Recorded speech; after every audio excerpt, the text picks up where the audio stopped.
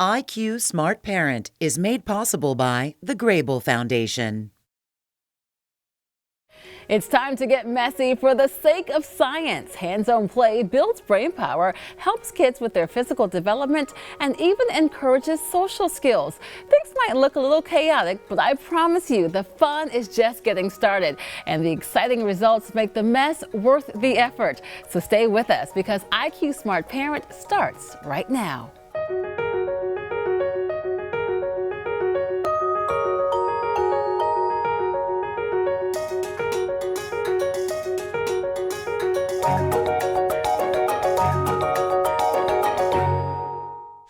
Welcome to IQ Smart Parent. I'm your host, Lisa Washington. We know how hard it is to keep a house clean when we have kids, but today we're asking you to not stress about the mess because it's all in the name of science. We've got experts to tell you about the value of hands-on play, and we've got a room full of kids to show us how it's done. To kick things off, I'd like to welcome our first guest, Alyssa Moore, a STEM curriculum coordinator from Intermediate Unit 1. Alyssa, welcome. Hi. So excited when we're talking about science, but first we have to get over the idea of making a mess because it's not just mess, it's actually learning. So what we're going to be doing here today is we're going to be doing some sensory play activities. And sensory play is really any activity that's allowing our children to use their five senses to kind of explore and naturally use scientific processes to play, investigate, and problem solve. And hands-on really teaches a lesson because the kids aren't just hearing it, it's not just something that's being dictated to them, but they're actually being involved. Absolutely. And the more the kids are involved, the better. Wonderful. And so we have a group of little scientists as well as some older kids who are working on different experiments. Now we also have some helpers in the studio with us, as you can see, and you'll find these instructions and resources for all of these activities on our website. So Alyssa, I know you were saying the little kids are going to be working on lava lamps. Tell me about that. So the idea behind the lava lamps is we're going to be mixing water with food coloring. Yes. They can add some glitter, that's optional but not required, and we're going to add vegetable oil to their bottles that they can see over here. Now what is the science behind creating these lava lamps? I mean, they look really cool, but what's the science? So this is a lesson in density. So whenever they add the water to the bottle and the vegetable oil on top, they're going to notice that they don't mix. The water is heavier or more dense than the vegetable oil, so it'll sit on the bottom. We're going to use a different type of source to actually get our lava lamp to work. Instead of heat, like a traditional lava lamp, okay, we're going to use an Alka-Seltzer tablet to kind of get that working. The science behind this is that whenever the water reacts with the Alka-Seltzer tablet, it's going to create carbon dioxide bubbles.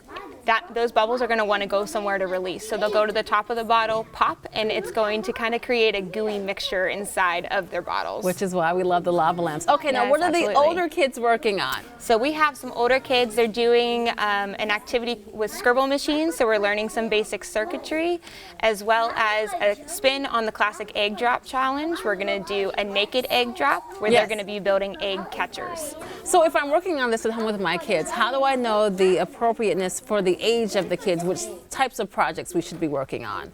So I would think that the type of materials that you're going to be using might kind of give you some constraints to that. Really any kid with the lava lamps I've seen, they really like to just see the reaction. It's very visual. A lot of younger kids like that visual kind of reaction when they're doing anything science related. Well, let's go check it out. Let's go see what they're doing. I hear some oohs and ahs, so let's go see how this is going. Oh, very neat. What about you, young lady? What is your name? Eris. Eris. And tell me about your lava lamp. I see lots of bubbles in that one. It looks like it's kind of chilling and on the top, and kind of looks like it's like purple on the bottom. It does look a little bluish purple. So what did you put in first? What did you put in first?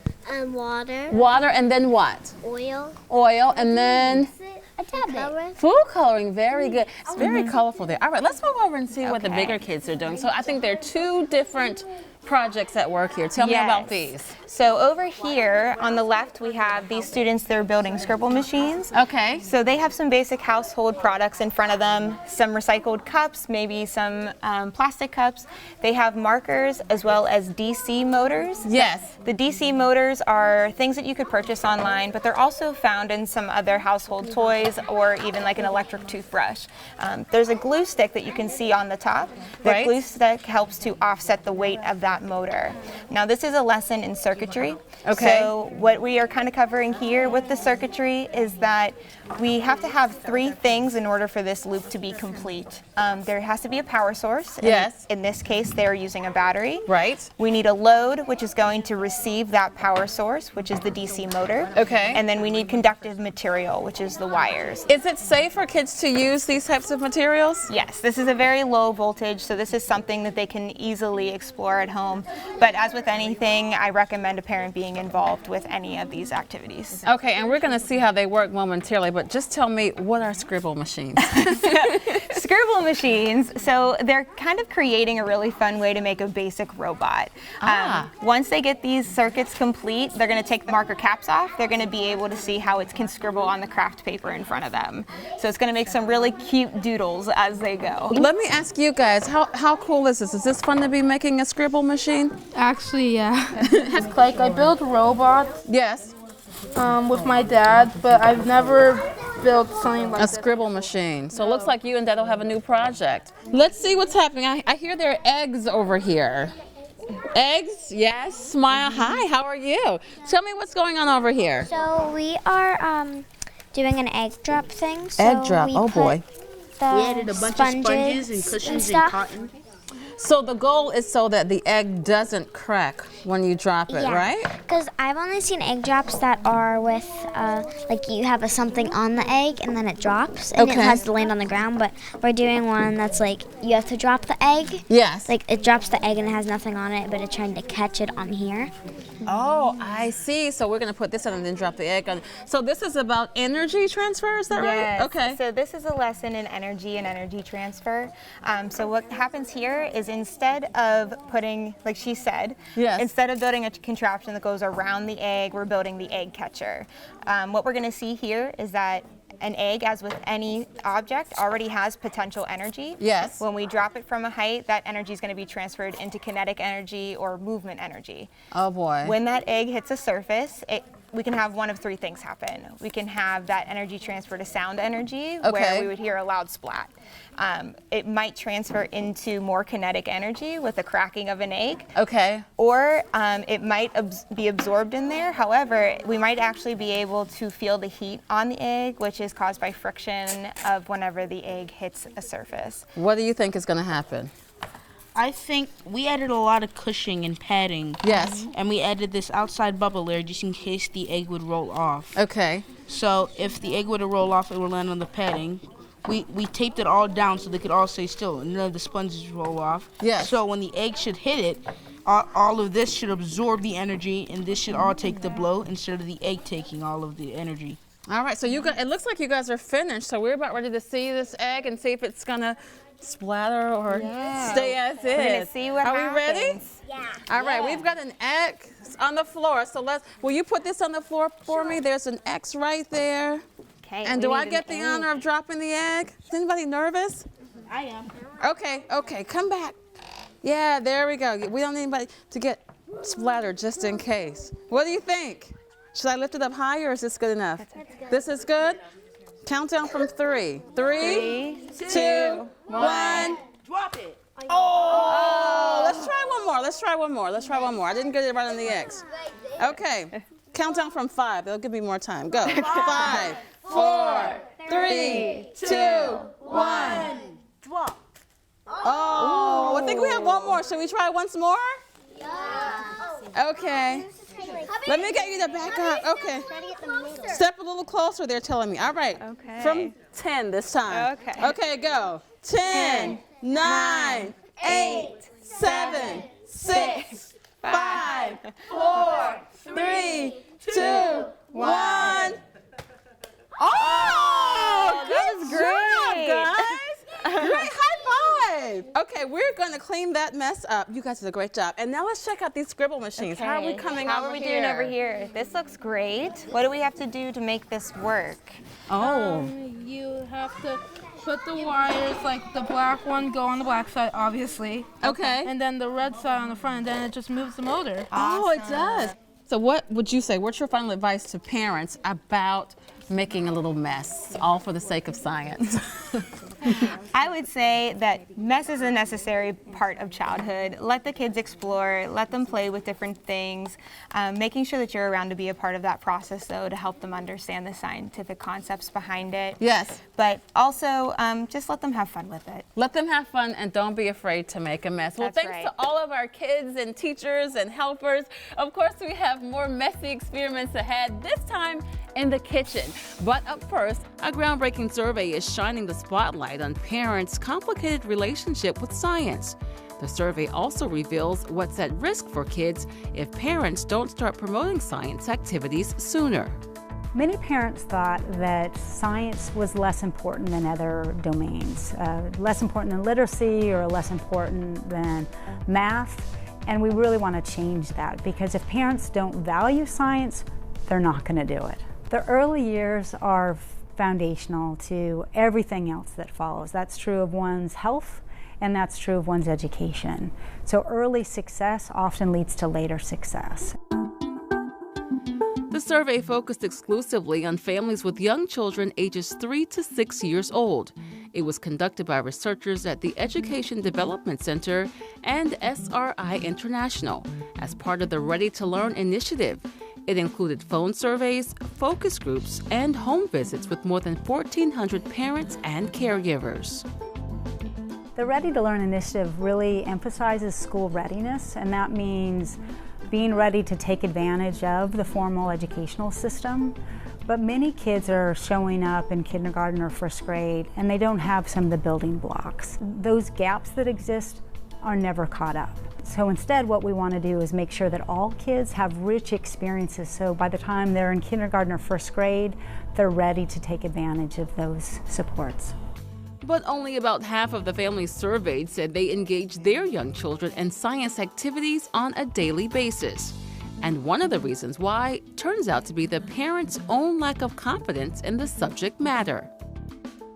There's no shortage of opportunities for parents to feel badly about themselves, to feel guilty about what they are and aren't doing, and science is a good example of that. Parents may have a science anxiety or a hesitancy, and often what do we do with our worries? We keep them inside. And so the more that we can talk about science as something that everyone can do, the less alone that parents are going to feel.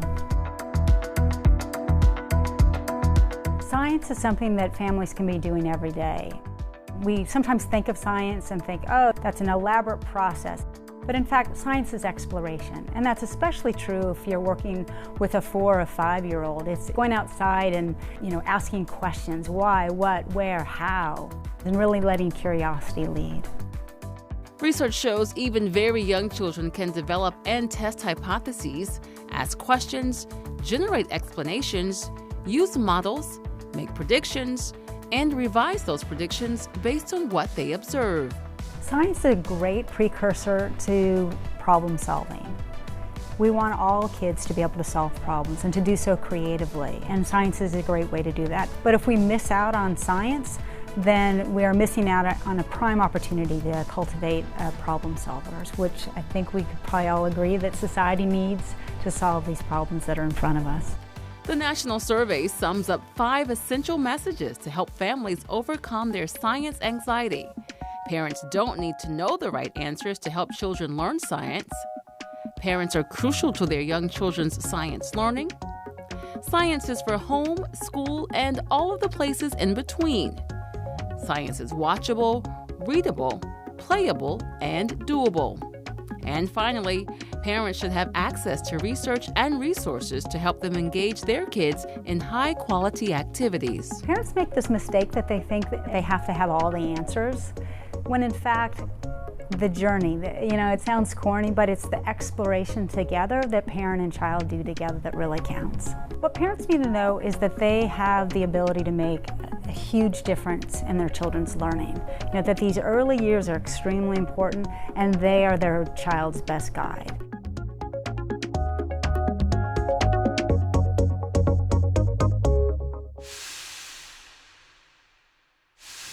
We are here in in the IQ Smart Parent kitchen, ready to make some delicious discoveries. Our guest is from the Carnegie Science Center. Welcome, Emily Beer, and our kid scientists, London and Amina. Thanks so much for being with us. Now, pizza lovers will appreciate this because we're going to be making mozzarella cheese. So, Emily, why don't you tell us what's the science behind making cheese? Well, we have here kind of the base of our cheese. So why don't you go ahead and take a look at what we got inside of this pot here. Okay. What do you see? What's it look like? They kind of look like little grains of rice and water. Okay, little grains of rice and water. Good. What do you think? It looks like something like just broken. It's all mushed up. Okay, broken and mushed up. What do you think it makes up cheese? What is it made out of? Milk? Milk, yeah, so it is milk. But that doesn't look like milk, does it? No. That's because there's actually a lot of science that takes place whenever we are making cheese. So what we're going to do is we're actually going to do a couple of experiments, get a little messy, and see how we make the cheese. How does that sound? Good. Sounds good to me. All right, so we're going to actually step down this way because we've got some experiments set up for us. Okay. The first thing that we have to do is we actually have to change something called the pH of our cheese. Milk is actually naturally acidic, which is kind of the one area of our pH. Well, the opposite end is the base. So we don't want our milk to be basic when we're making cheese. We want it to be more acidic than it naturally is. Why don't you go ahead and add in our purple liquid for us? Okay. Can you tell us what the purple liquid is? So the purple liquid is red cabbage. So you can go ahead and add it in. I'll talk a little bit more. Yep, into the big beaker. So red cabbage, typically we can find it in salads. Okay. But when we take out the pigment of it or the juice from it, it can actually tell us an acidity. Ah. So if we look at our chart, we have a fancy little chart here that tells us what the pH is. If we compare the color, what would you say the number is of the milk right now? Comparing the colors. 4. Okay, probably about a 4, right? About a 4, that'd be my guess. Okay, that is about the pH of milk. It's about 4.6. What we're gonna do is we're gonna try and add in another acid. So London, why don't you go ahead and add in our citric acid. Dump the whole thing in, not the bowl. Great job. Okay, now we're gonna go ahead and mix it up. So go ahead and stir it up a little bit. So what do you see happening here? It's turning pink. It's turning pink. So what number is it changing to, do you think? 3? Yeah, it's actually changing to a 3, so it's becoming more acidic. And when we change the acidity of our milk, it's actually going to cause it to start to curdle or form little clumps. Ah, yes. Because we don't want our cheese to be liquid, we want it to be a solid. So we need it to start to curdle. And we can actually see that happen when we add lemon juice to milk. So here is warm milk, just like what we were doing with our stove, heating up that milk. Okay. And so, London, why don't you go ahead and add in our lemon juice this time, okay? So we're gonna put our lemon juice into, and this is warm milk. Just regular milk. Okay. Yeah. So dump it all in for us, London. Great job. Why don't you go ahead and kind of stir it up for us and kind of see what you notice. And you can both make some observations, see what's happening inside. And these will both have the same level of acidity, is that? Very similar, yes, because they're both citric acid. Ah, yes, now I see it's starting to curdle. Okay, what's next? So once we've added in our citric acid, we use our powder citric acid when we're making our actual cheese. Okay. And then we add in another ingredient called rennet. And that's going to cause all of those teeny tiny lumps to clump together to make one giant curd, which is what we actually have in this bowl over here. So we'll kind of move these out of the way so that way we can pull over our giant curd that we've got. Now we've got some gloves, so if you all want to put on some gloves, here I've got some smaller gloves for you too, and then perfect. And for you, I'm taking yours. Okay, that's okay. And so this is something that parents can do at home with their kids. Yes, we actually have our recipe on our website, so if anyone wants to try making it at home, you can. And so the ingredients are relatively easy to access, and we usually use whole milk because it has more flavor. And it helps to make it work a lot better than if you were to use other types of milk. Wonderful. We should tell parents that we also have this on our website as well as other experiments, so they can get it there as well. Okay, keep going. Okay, so first thing, this is our curd that we have strained out of that pot. So what you saw that liquid, you saw those lumps, the things that looked like rice. We separated all that and just got those little curds. And so you can actually feel it if you want. You can feel kind of how gross it is. It's kind of gross. Go for it. Just feel it. Feel the mushiness of cauliflower. Cottage cheese. Cottage cheese, yes. Yeah, so this is actually very similar to cottage cheese. Now when you see that liquid, it's actually called whey. Have you ever heard of Little Miss Muffet sat on her tuffet eating her curds and whey? This is actually what she was eating. Have you girls ever seen whey before? No. No? Okay. So it's actually useful in making things like cottage cheese or milkshakes or even ricotta cheese. But we don't need it for mozzarella cheese. So we're actually going to strain it and get some of that gross liquid out. So do you want to try holding your hand here and feeling that gross liquid over your gloves? Go for it. Now let me ask you, could kids eat the whey? Could they do that? Is it? Yeah, you can. Okay. So we typically don't use our whey because we are making mozzarella cheese and we just want that curd. I see. But the whey is edible. I'm just wondering if you have a little kid at home who wants to try it and just, you know. Yeah, it's all edible. Okay. All right. It's okay. Science is messy. That's the point of this whole thing, right? Linda looks like she's not going to try. All right, go ahead. That's okay if we lose some. Don't you worry. All right. You know what? I have an idea. Okay, what's your idea? We actually have some curds that are already pretty close to becoming cheese. Okay. And so they are sitting in the microwave, but we're going to have to heat them up for about 15 seconds. Okay. So that way we can stretch it into mozzarella cheese. Let's do that. Okay, so I'm going to run over to our microwave real quick. Okay. Girls, what do you think so far? Would you want to try it? It's pretty messy. But it's okay to be messy sometimes for science, right? Because you're learning. Would you taste the whey? Would you want to do that? No. Not that No, not that brave yet. Okay, Emily's back. Whoop, I poured that in the wrong one. That's okay. So we'll go ahead and pull out, so that same liquidy stuff that we have in this bowl. Yes. We actually turned it into something a little more solid. Okay. Does that look more like cheese? That look more like pizza dough. Pizza dough, yeah. And so when you see it, it'll actually start to squish. And this happened because you put it in the microwave. And I heated it up. So when we heat it up, we usually heat it up for about 15 seconds or so. Okay. So right now I'm trying to knead it to get it all together so it doesn't crumble as soon as I hand it off to you. And then you all will get a chance to stretch it just like you would with string cheese. Oh, so you want to give some to the girls to help them to get to? Yeah. So if you want to just go ahead and try kind of squeezing it together, mixing it up, kind of just getting that cheese to form into. What's it feel like? It's hot and mushy. Hot and mushy, I love it. Okay. Mia, you want to give it a try? Okay. Go ahead. Squish it up.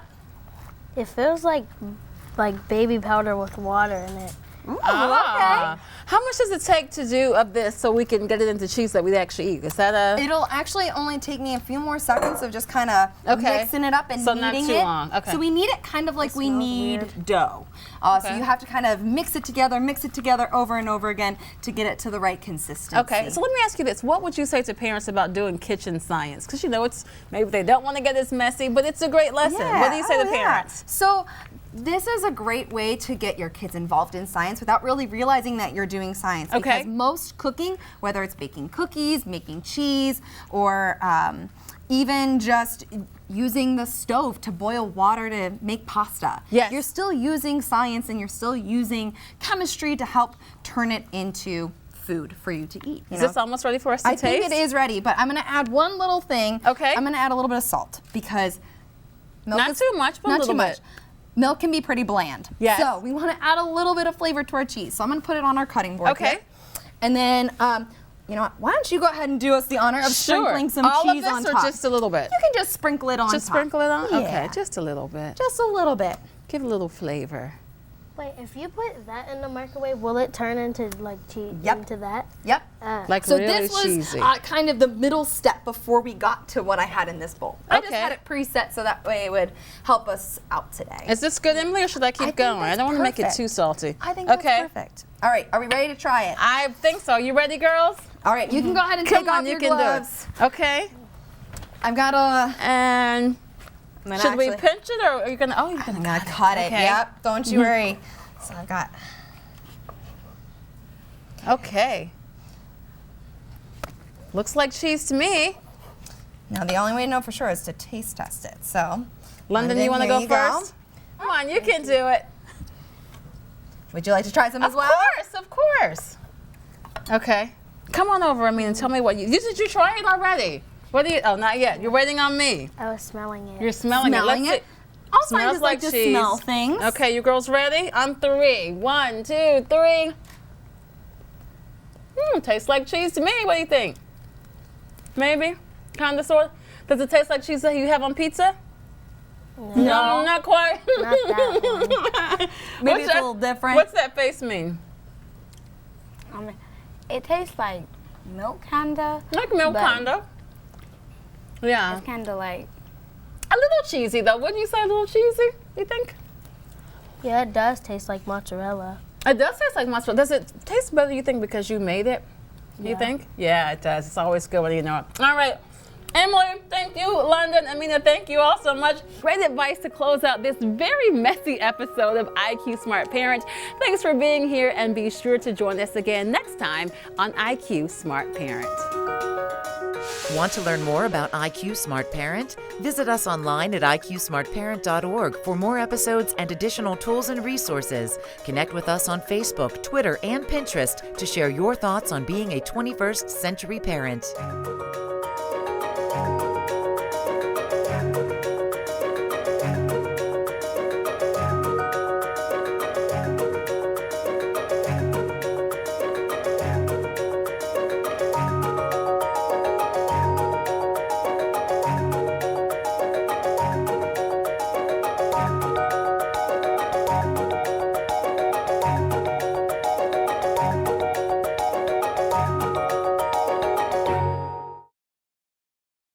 IQ Smart Parent is made possible by the Grable Foundation.